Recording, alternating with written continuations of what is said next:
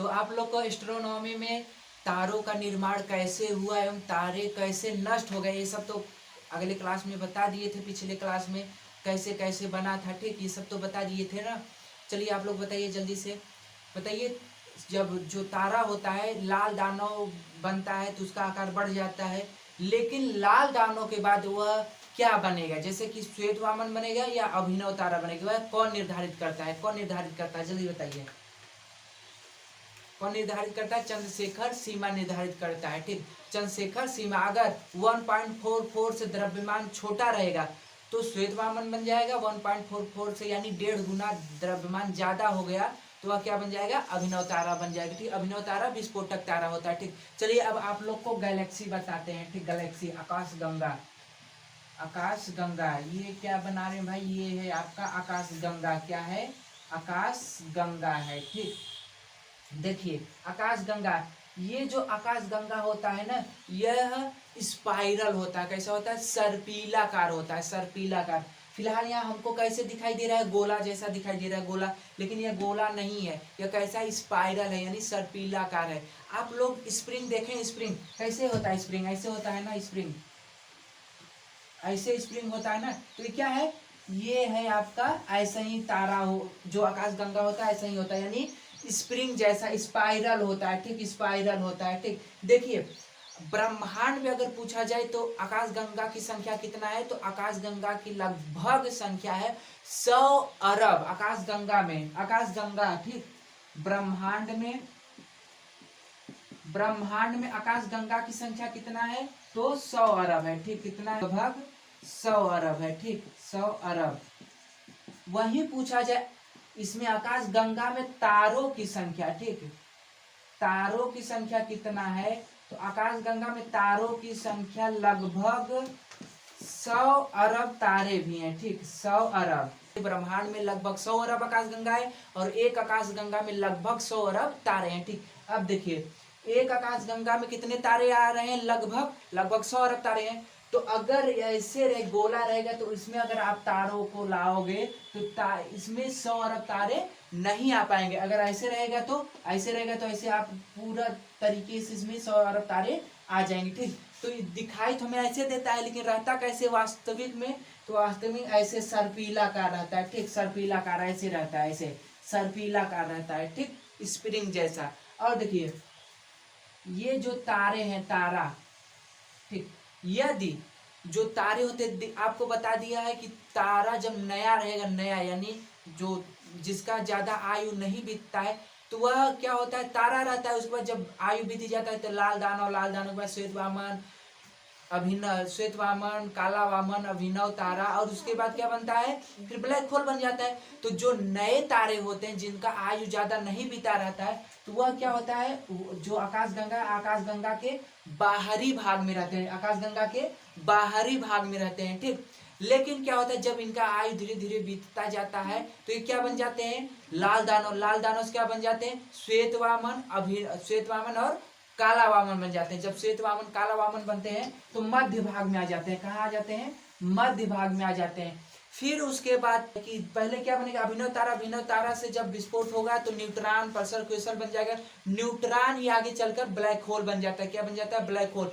तो जब तारों का नष्ट होने लगता है तो कहाँ चले जाते हैं? केंद्र में चले जाते हैं। कहाँ चले जाते हैं? केंद्र में। और ब्लैक होल जो होता है, ब्लैक होल, वो सबसे ज्यादा कहाँ पाया जाता है? केंद्र में। ब्लैक होल कहाँ पाए जाते हैं? केंद्र में पाए जाते हैं, ठीक। तो ब्लैक होल में केंद्र पा गए तो अगल बगल जो श्वेत वामन, काला वामन रहता है तो ब्लैक होल उसको भी क्या करता है? खींच लेता है। जैसे ये श्वेत वामन, काला वामन ये सब है, तो इसको क्या करता है? सबको, जो ये ब्लैक होल है, ब्लैक होल सबको क्या करेगा? खींच लेगा, सबको अपने अंदर खींच लेता है।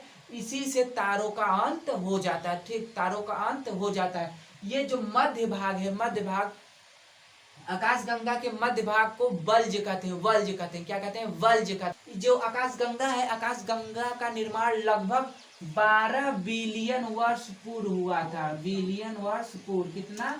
12 बिलियन, ठीक, वर्ष पूर्व।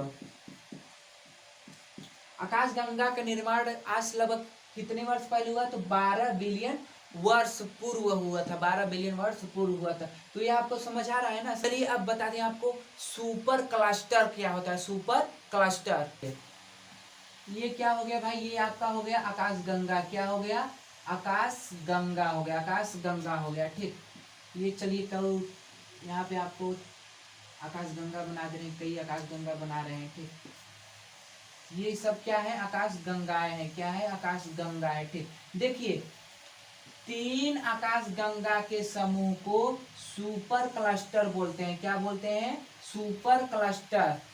सुपर क्लस्टर, ठीक है। अब सुपर क्लस्टर तो समझ गया, क्लस्टर कहिए या सुपर क्लस्टर। ठीक, 3 आकाश गंगा के समूह को कहते हैं।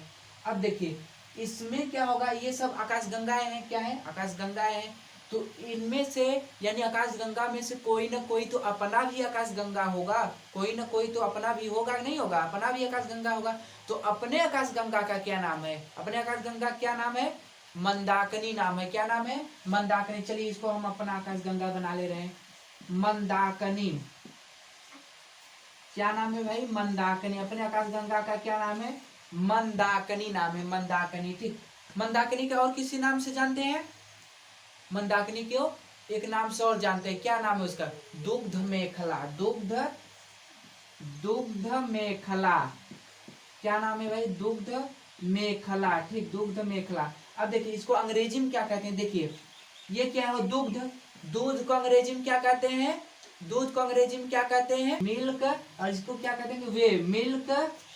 यानी इसका नाम अंग्रेजी में क्या है, मिल्क वे। ठीक, तो दूध को अंग्रेजी में मिल्क कहते हैं, तो इधर वे लगा दीजिए, मिल्की वे कहते हैं। क्या कहते हैं, मिल्की वे। ठीक, देखिए अब तो अपना आकाश गंगा का नाम क्या हो गया भाई, दुग्ध मेखला, मिल्की वे। ठीक, या मंदाकिनी कहते हैं अपने आकाश गंगा को।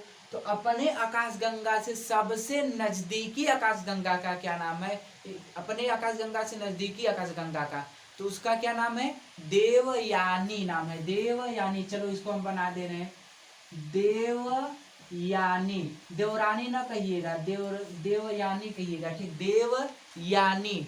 तो अपने आकाश गंगा से नजदीकी आकाश गंगा को क्या कहते हैं, देवयानी कहते हैं। ठीक, और दूसरा नजदीकी आकाश गंगा क्या है, NGCH33, NGCH33 नाम है। ठीक, तो इतना आप लोग को समझ आया ना, इतना समझ आया ना। देखिए हिंदी में क्या होता है ना, हर चीज का लगभग जहां तक है कि एक से अधिक नाम होता है, हिंदी में एक से अधिक नाम होता है। अंग्रेजी में क्या है, अंग्रेजी में जहां तक एक नाम रहता है, लगभग ज्यादातर एक ही नाम रहता है, लेकिन जो है हिंदी में क्या होता है, अधिक नाम होता है। ठीक, अभी हिंदी में ना किसी का देखिए घर का नाम कोई दूसरा होगा, विद्यालय का नाम कोई दूसरा होगा, आधार कार्ड में कोई दूसरा नाम रहता है। तो देखिए ना हिंदी मीडियम क्या होता है, अंग्रेजी जो अंग्रेजी माध्यम से रहते हैं उनसे कहीं हिंदी वालों को ज्यादा पढ़ना होता है, वास्तव में पढ़ना होता है। रीजन देखिए क्या होता है ना, हिंदी में क्या होता है, हर चीज का नाम लगभग 2-3 रहता है। तो क्या होगा, हिंदी में पूरा जानकारी प्राप्त करना पड़ेगा, तीनों पढ़ना पड़ेगा। अंग्रेजी में उसका एक ही रहता है, अंग्रेजी में एक पढ़ लिए काम खत्म हो गया। जैसे यही देख लीजिए मंदाकिनी, दुग्ध मेखला,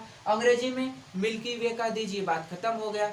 तो क्या होता है, अब इसका रीजन क्या होता है ना, हिंदी में उसी को कई नाम से जाना जाता है, इसलिए थोड़ा सा अधिक पढ़ना पड़ता है, यानी सभी को जानना पड़ता है। अंग्रेजी में उसका एक ही है, सभी का नाम का एक ही अंग्रेजी होता है, तो अंग्रेजी वालों को सरल हो जाता है, एक नाम पढ़ो बस काम खत्म हो जाता है। अभी देख लीजिए, अभी क्या होता है ना, हिंदी में अगर र लिखा जाए तो जैसे क्रम लिखा गया, क्रम देख रहे हैं, क्रम एक तो र ये है, एक र पैर उठाया हुआ है यहाँ पर देख रहे हैं, एक र ये है, ये र हो गया। और देखो कर्म, एक र ये है, ऊपर से हुआ है, देख रहे हैं ऊपर से टेढ़ हुआ है, एक र ये हो गया। और देखिए कृषि, कृषि देख रहे हैं, एक तो नीचे से टेढ़ हुआ है, देख रहे हैं, एक र तो ये हो गया। और देखिए र का एक र ये हो गया, यानी देख रहे हैं हिंदी में कितना हुआ, एक र, इसको कहते हैं ये र, ये र और ये र, यानी 4 गो यहाँ पे मिल गया। अब सभी का अंग्रेजी क्या होगा, र का आर, सभी का अंग्रेजी क्या हो गया, आर हो गया। क्या हो गया, आर हो गया। हिंदी में देख रहे हैं कितना रहा है, अंग्रेजी में सिर्फ एक ही है। तो क्या होता है ना, हिंदी वालों को क्या होता है कि थोड़ा सा अधिक मतलब पढ़ना पड़ता है, उनको डीपली नॉलेज रखना पड़ता है, ज्यादा पढ़ना पड़ता है। ठीक, रीजन यही है कि एक ही नाम कई हो जाते हैं। ठीक, यानी एक नाम से कई हो जाते हैं, इसलिए तो ज्यादा पढ़ना पड़ता है। लेकिन अंग्रेजी में क्या होता है, अंग्रेजी में सभी का एक ही अंग्रेजी, तो एक पढ़ लो काम खत्म हो गया। इसलिए अंग्रेजी वालों को थोड़ा जल्दी सफलता मिल जाता है। हिंदी वालों को भी मिलता है, ऐसी बात नहीं कि उनको नहीं मिलता है, लेकिन उनको क्या होता है थोड़ा ज्यादा पढ़ने के बाद मिलता है। ठीक, तो क्या ये आपको समझ आ गया ना, मंदाकिनी और ये सब समझ आ गया ना। सुपर क्लस्टर, 3 आकाशगंगा के समूह को सुपर क्लस्टर। उसके बाद अपने आकाशगंगा के नाम मंदाकिनी है, क्या नाम है, मंदाकिनी। और नजदीकी आकाशगंगा की यानी अपने आकाशगंगा से नजदीकी आकाशगंगा क्या नाम है, देवयानी नाम है। क्या नाम है, देवयानी। ये आपको समझ आ गया ना। अब देखिए, अभी हमने आपको बताया कि जो नए तारे होते हैं वो आकाशगंगा के बाहरी परत में होते हैं ना। देखिए, तो यहाँ पे हम बना दे रहे हैं, ये सूर्य को बना दे रहे हैं। सूर्य क्या है, सन, ये सूर्य बना दिए। ठीक, तो आप बता सकते हैं कि हमने सूर्य को आकाशगंगा के बाहरी भाग में क्यों बनाया है, क्या आप बता सकते हो क्यों? क्योंकि अभी इसका ज्यादा एज नहीं हुआ है। ठीक, अभी ये नए तारे में आएगा। ठीक, तो यह इसलिए बाह्य भाग में, आकाशगंगा के बाह्य भाग में। ठीक, देखिए अभी क्या हुआ कि जब हम लोग छोटे थे, आप लोग जब छोटे थे तो हमने क्या पढ़ा था भाई, सूर्य स्थिर है, एक स्थान पर स्थिर है, टिका हुआ है, और पृथ्वी क्या करे, चारों तरफ घूम रहा है। सूर्य स्थिर है, पृथ्वी चारों तरफ घूम रहा है। लेकिन सूर्य स्थिर नहीं है, सूर्य भी घूम रहा है, सूर्य भी चक्कर लगा रहा है। किसका, अपने आकाश गंगा का चक्कर लगा रहा है। किसका चक्कर लगा रहा है, अपने आकाश का गंगा का चक्कर लगा रहा है। यह भी अपने आकाश गंगा का चक्कर लगा रहा है। ठीक, अब चक्कर लगा रहा है तो भाई कुछ ना कुछ इसका वेग होगा ना, वेग होगा ना। तो सूर्य का जो आकाश गंगा चक्कर लगा है, इसका चाल वेग है 250 किमी प्रति सेकेंड। कितना है, 250 किमी प्रति सेकेंड। सूर्य का चाल कितना है भैया, 250 किमी प्रति सेकेंड है। ठीक, 250 किमी प्रति सेकेंड की चाल से यह आकाश गंगा का चक्कर लगा रहा है। ठीक, आकाश गंगा का चक्कर लगा रहा है। ठीक, अब बताओ, जब चक्कर लगा रहा है अपने आकाश गंगा का, तो कभी ना कभी पूरा चक्कर करेगा नहीं करेगा। जैसे पृथ्वी बताओ सूर्य का चक्कर लगा रही है, सूर्य का चक्कर लगा रहा है ना, तो कितने दिन में पूरा चक्कर लगा लेता है, कितने दिन में, 365 दिन में। जब लीप ईयर होता है तो उस दिन 366 हो जाता है, लेकिन अमूमन कितना होता है, 365 दिन होता है। तो 365 दिन में पृथ्वी है, सूर्य का चारों जाती है, एक बार घूम जाती है ना। तो सूर्य भी तो अपने आकाश गंगा के चारों ओर कभी न कभी घूमेगा ना, कभी कभी तो घूमेगा। तो कितने समय में घूमेगा, तो 25 करोड़ वर्ष लग जाता है। कितना लग जाता है, 25 करोड़ वर्ष। ठीक, 25 करोड़ वर्ष, यानी पूरा घूमने में कितना समय लगेगा, 25 करोड़ वर्ष। ठीक, करोड़ वर्ष। और इसका चाल कितना है, तो चाल देखा जाए 250 किमी प्रति सेकेंड है। कितना है भाई, 250 किमी प्रति सेकेंड। ये बकलोलवा का अगर अपना बर्थडे मनाना हुआ ना, तो 25 करोड़ वर्ष बाद एक बार मनाएगा, 25 करोड़ वर्ष में एक बार मनाएगा। ठीक, तो इसका चाल आपको समझ आ गया ना। सूर्य का चाल क्या है, 250 किमी प्रति सेकेंड, 250 किमी प्रति सेकेंड है। और पूरा चक्कर कितने समय में लगाएगा आकाशगंगा के, यानी अपने मंदाकिनी चक्कर कितनी बार लगाएगा, तो कितनी बार लगाएगा, 25 करोड़ वर्ष में। कितने समय में, 25 करोड़ वर्ष में लगाएगा पूरा चक्कर। ठीक, और देखिए ये जो सूर्य है, सूर्य बताइए आप सबसे नजदीकी तारा कौन है, हमसे सबसे नजदीकी तारा कौन है, सूर्य है। कौन है, सूर्य है। और दूसरा सबसे नजदीकी तारा कौन है, तो प्रोक्सिमा सेंचुरी है। कौन है, Proxima Centauri, Proxima Centauri, Proxima Centauri, Proxima ससुरी नहीं, प्रोक्सिमा सेंचुरी क्या है, प्रोक्सिमा सेंचुरी है। ठीक, तो ये हुआ अपना दूसरा नजदीकी तारा, दूसरा नजदीकी तारा। ठीक, इतना आप लोग को समझ आ रहा है ना, समझ आया ना। तो चलिए और देखिए, सूर्य से जो अधिक दूरी पर, सूर्य से अधिक दूरी पर जो तारे होते हैं, तारों के समूह से एक विशेष आकृति बनता है। ठीक, एक विशेष आकृति बनता है जिसे तारा मंडल कहते हैं। क्या कहते हैं, तारा मंडल कहते हैं। ठीक, तो आप कह सकते हो सूर्य से अधिक दूरी पे तारों के समूह को तारा मंडल कहा जाता है। क्या कहा जाता है, तारा मंडल। तारा मंडल की संख्या है भैया, कितना है, तारा मंडल की संख्या 89 है। कितना है, 89 तारा मंडल है। और सूर्य से नजदीकी तारों के समूह को नक्षत्र कहते हैं। क्या कहते हैं, नक्षत्र कहते हैं। नक्षत्र की संख्या 27 है। नक्षत्र की संख्या कितना है, 27 है। नक्षत्र की संख्या 27 है। तारामंडल की संख्या 89 है। ठीक, तो इतना आप लोग को समझ आया ना, इतना समझ आया ना। चलिए बहुत बढ़िया, अब आगे की क्लास